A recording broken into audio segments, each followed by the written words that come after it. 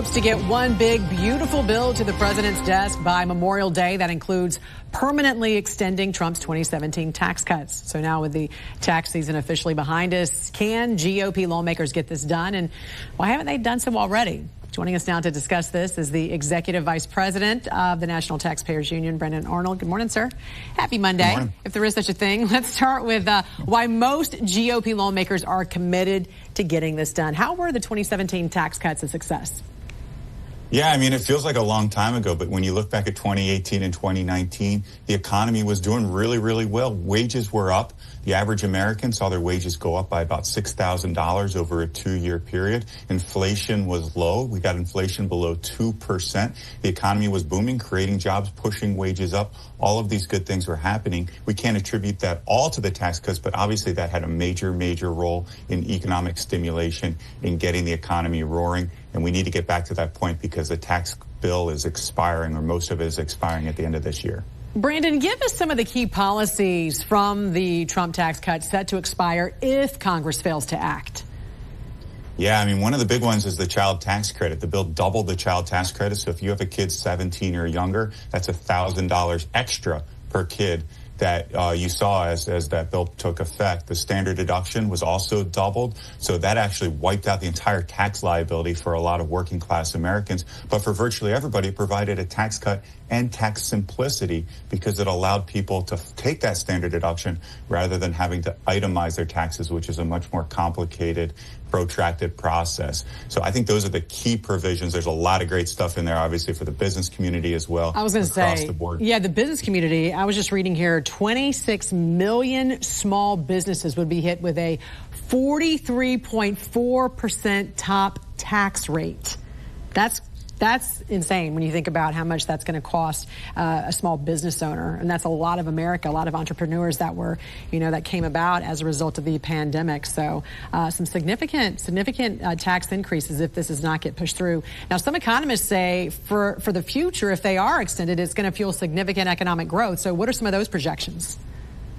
Yeah, I mean, we're talking about hundreds of thousands of jobs. The Tax Foundation says almost 900,000 jobs created if we are able to lock in permanence here for the Tax Cuts and Jobs Act. That's enormous. And with those extra jobs comes, of course, wage increases for people that are continuously employed.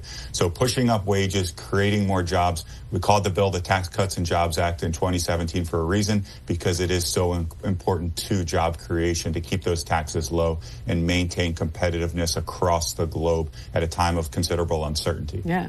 Billions of dollars also in new investments and what's called these opportunity zones, which represent the poorest neighborhoods and communities, as we know, in our country. So even investments, there's more talk about investments coming to some of these areas if these are in fact passed. Now, the next few weeks will be crucial. So talk about that and why it's been so challenging up to this point with some of these GOP lawmakers to get on board with this.